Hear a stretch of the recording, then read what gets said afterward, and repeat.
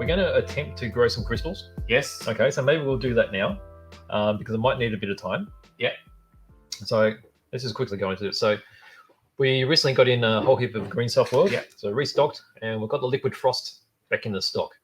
Now the liquid frost is a saline type liquid, but they've mixed something in it. So I don't think it's just normal salt. There's something else in there. And when you apply it onto something, it grows crystals that look like frost. So got this here. Might as well get the other camera going. Get yes.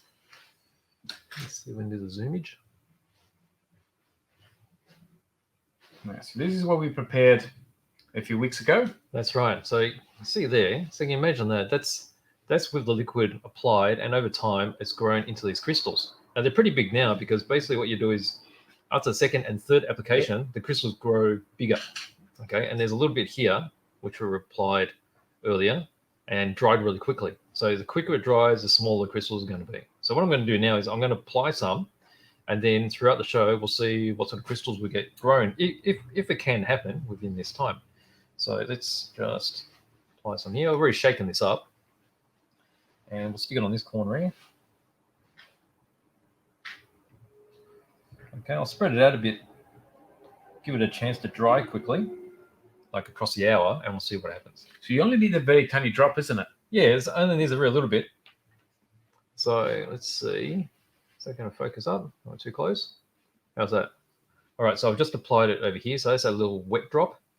And hopefully, if they can dry up, we'll start getting some crystal development. Okay, so as you can see, there's nothing there at the moment. So this is a bit of a magic show.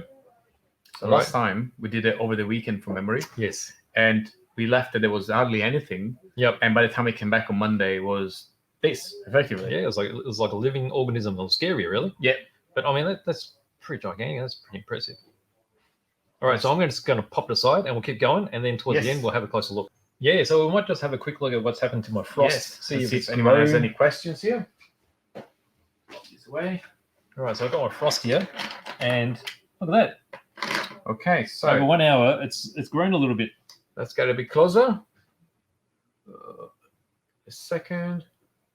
Here we go. All right, so there's that little drop I put on just before. Might be a bit hard to see, but it's actually turned a little bit furry. Let's see. Ooh, wow, yes, it is. It's not really tall yet. So if we wanted to grow to this sort of point, this is where we put on another drop. And then when we come back to it tomorrow, it'll be similar to this.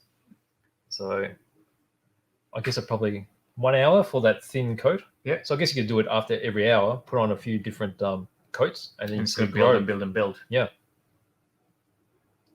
So simple as that. So you can just apply a little bit. It'll give you that slight furriness. So that'll give you like a fresh fallen snow effect. Yeah. And then if you want it to grow full crystals, and you do this is like a more fantasy type of look. See how chunky they are. Very special.